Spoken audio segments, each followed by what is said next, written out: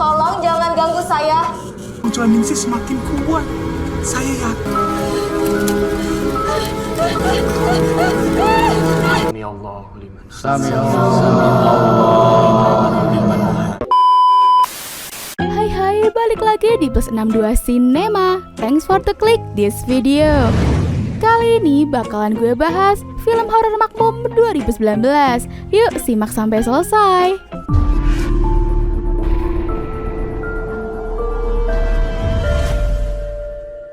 Di awal, kita diperlihatkan seorang gadis yang baru saja terbangun dari sebuah tempat tidur di asrama.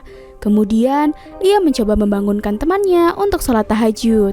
Namun, temannya itu malah menolak, dan ia pun kemudian mengambil air wudhu sendirian dan melaksanakan sholat setelahnya. Ketika sholat sedang berlangsung, entah mengapa, tiba-tiba pintu kamar asrama tersebut terbuka dan menutup dengan sendirinya. Hal itu lantas membuatnya was-was, apalagi ketika terdengar samar-samar suara yang mengikuti bacaan sholat tersebut. Allahu Akbar. Hingga setelah sholat selesai, terdengar pintu yang ditendang dari luar. Ia yang penasaran pun kemudian perlahan membuka pintu. Dan ternyata terdapat temannya yang bernama Putri tiba-tiba pingsan di hadapannya. Film pun dimulai. Scene beralih ke sebuah rumah sakit, di mana terdapat seorang perawat yang sedang membersihkan mayat. Merasa ia diganggu oleh makhluk halus, ia pun kemudian berkata, "Tolong jangan ganggu saya ingin kerja." Tolong jangan ganggu saya ingin kerja. Dan seketika gangguan itu pun sirna. Setelah selesai, ia juga melihat sesosok arwah wanita, dan kemudian ia mengucapkan selamat jalan hingga sosok arwah tersebut pun hilang. Sementara itu, di asrama, terlihat Nurul yang mengendap-endap masuk, berniat mengambil kunci untuk kabur. Tapi ternyata kunci asrama tersebut disembunyikan oleh ketua asrama. Kemudian si ketua asrama pun berkata, "Mau kabur ya Nurul? Makan tidur udah gratis, masih aja mau ngelanggar aturan." Dan kemudian ia pun mengunci Nurul beserta temannya di kamar asrama tersebut. Mengetahui hal itu, seorang penjaga asrama mengingatkan kepada ketua asrama agar tidak mengunci mereka dari luar, karena mereka tidak akan bisa keluar jika terjadi sesuatu. Kebakaran misalnya. Sementara itu, Rini yang baru pulang pun dibuat pusing ketika mendapati peringatan untuk membayar uang kontrakan. Kembali ke asrama, tiba-tiba seorang siswi bernama Putri mengalami kesurupan. Kejadian tersebut langsung membuat Nurul dan temannya panik serta mencoba keluar. Hingga setelah berhasil keluar, mereka pun mendapati Putri yang telah sadar dari kesurupan.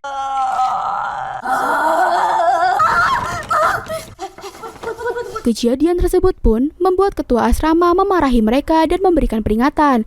Jika mereka kabur dari asrama, maka mereka akan dikeluarkan dari sekolah dan dilaporkan kepada polisi sebagai pencuri. Mereka bertiga yang resah karena kejadian tersebut berencana untuk kabur dan menghubungi seseorang yang mereka sebut Ustadz Ganda. Pagi harinya, pemilik kontrakan tempat Rini tinggal terlihat datang ke kontrakan berniat meminta uang sewa. Akan tetapi, uang Rini ternyata hanya cukup untuk 2 bulan saja. Alhasil, Rini pun diusir dari kontrakan tersebut. Tapi siang ini kamu harus keluar dari sini. Dan akhirnya Rini pun memutuskan untuk kembali tinggal di asrama. Hari itu juga Rini diantar oleh Slamet si penjaga asrama. Di perjalanan, Rini dan Slamet berbincang ringan.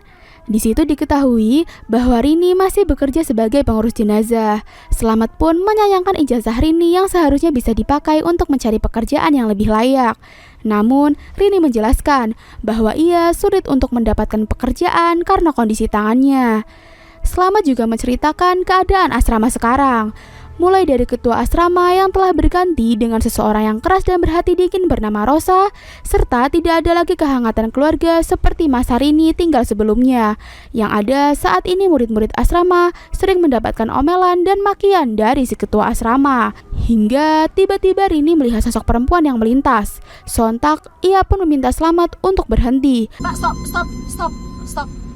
Namun, anehnya, sosok tersebut seolah hanya bisa dilihat oleh Rini, dan kemudian mereka pun kembali melanjutkan perjalanan.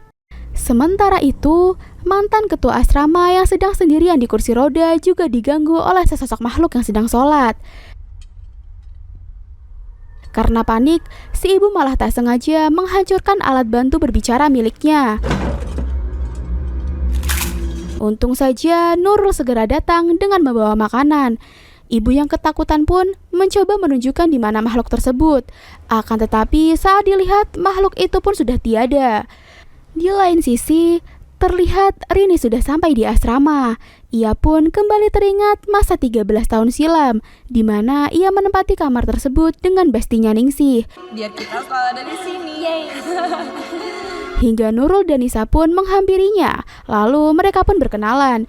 Rini juga berkenalan dengan ketua asrama dan berniat menjadi tutor di asrama tersebut. Jadi kamu mau jadi tutor di sini? Yakin bisa mendidik orang hidup? Saat Rini sudah berada di kamarnya, tiba-tiba pintu lemari terbuka dengan sendirinya. Dan secara mengejutkan, sesosok hantu perempuan pun muncul di belakang Rini. Di dalam lemari tersebut pun terdapat sebuah mukena usang yang masih tersimpan. Setelah itu, ia lalu menghadap mantan ibu asrama dan mengucapkan terima kasih. Rini yang merasa iba, kemudian memeluk ibu Kinanti yang sudah ia anggap sebagai ibu kandung sendiri. Terima kasih banyak. Hingga saat di luar asrama, Rini kembali melihat sesosok perempuan yang sempat ia lihat saat perjalanan menuju asrama. Rini yang penasaran mengikuti perempuan tersebut. Namun, sosoknya seketika menghilang di balik pohon. Sementara itu, di dalam asrama, Putri kembali mengalami kesurupan dan berkata seolah menyuruh mereka pergi.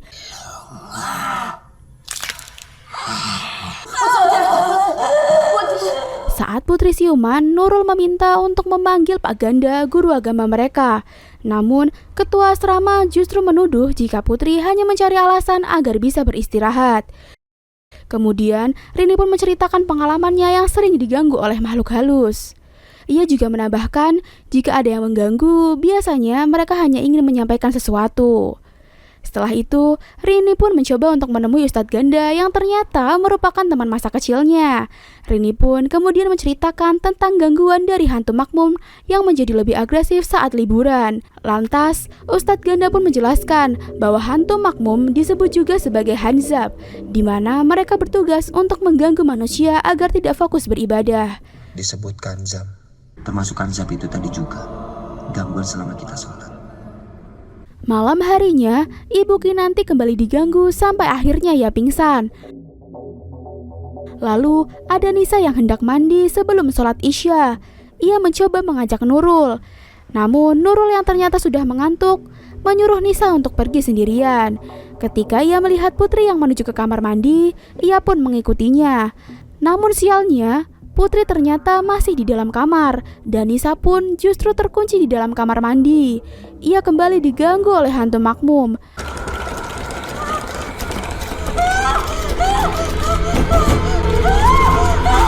Nurul dan Putri yang mendengar teriakan Nisa sontak merasa panik dan kemudian mencoba membuka pintu kamar mandi. Untung saja datanglah Rini yang berhasil membuka pintu tersebut. Ketika Rini sedang sholat, ia pun diganggu oleh hantu makmum. Dan tidak biasanya, Rini mengalami ketakutan. Untung saja, Pak Slamet datang dan memberitahu bahwa Ibu Kinanti menghilang dari asrama. Namun, ternyata Ibu Kinanti mendatangi Rosa. Dan hantu yang merasuki tubuh Ibu Kinanti justru berpindah merasuki tubuh Rosa. Ketika mencari Ibu Kinanti, Slamet pun kemudian menceritakan bahwa dulu saat terjadi tragedi kebakaran, ternyata ada salah seorang teman Rini yang tak selamat. Dan Slamet pun meminta Rini untuk melihat sebuah kotak yang ada di kolong tempat tidur Ibu Kinanti. Setelah menjelaskan, Slamet pun mengejar Putri yang tiba-tiba pingsan. Dan ketika dihampiri, tiba-tiba dari arah belakang, Rosa yang sedang kesurupan menikam punggung Slamet menggunakan gunting berulang kali, hingga Slamet pun terluka sangat parah. Sementara itu, Rini yang sudah berada di kamar Ibu Kinanti langsung saja membuka kotak yang dimaksud oleh Slamet. Di dalamnya berisi potongan koran yang mengabarkan hilangnya siswa asrama yang merupakan teman Rini bernama Ningsih. Sontak, Rini pun kembali mengingat bahwa dulu Ningsih ketika sholat lebih suka berjamaah sekalipun itu sholat tahajud.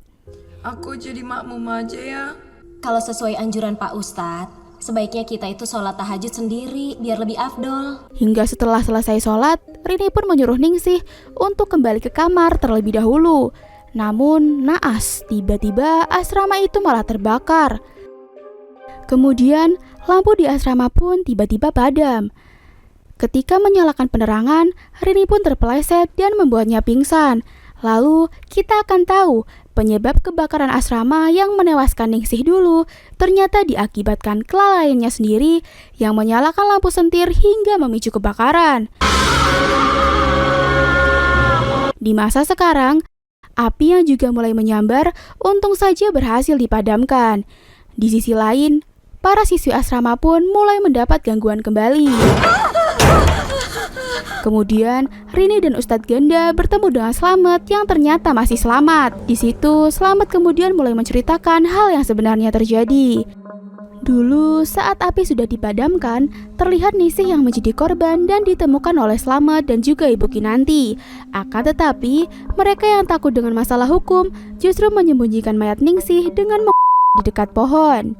Parahnya lagi, Ningsih ternyata masih hidup.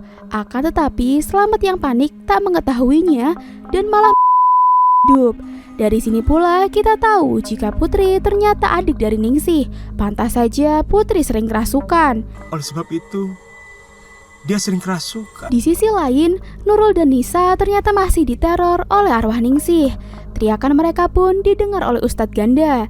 Namun lagi-lagi pintu kamar kembali terkunci. Ustadz Ganda mencoba membuka pintu tersebut, namun ia malah bertemu dengan hantu Ningsih dan seketika pertarungan sengit pun terjadi hingga membuat tubuh Ustadz Ganda terlempar. Dengan bacaan ayat suci Al-Quran, hantu tersebut pun menghilang. Namun Rosa yang masih kerasukan dengan mudahnya menyeret tubuh Nurul. Lalu Rini pun mencoba membujuk arwah Ningsih dan meminta maaf. Akhirnya arwah Ningsih pun luluh. Tolong maafkan Bu Kinanti dan Mas Slamet. Mereka terpaksa melakukan itu. Kemudian Ustadz Ganda kembali membacakan ayat suci Al-Quran yang langsung membuat tubuh Rosa terlempar dan semakin meracau. Akhirnya Rosa pun kembali tersadar. Akan tetapi hantu makmum tersebut kembali menampakkan wujudnya. Ustadz Ganda pun membacakan doa hingga hantu tersebut akhirnya habis terbakar.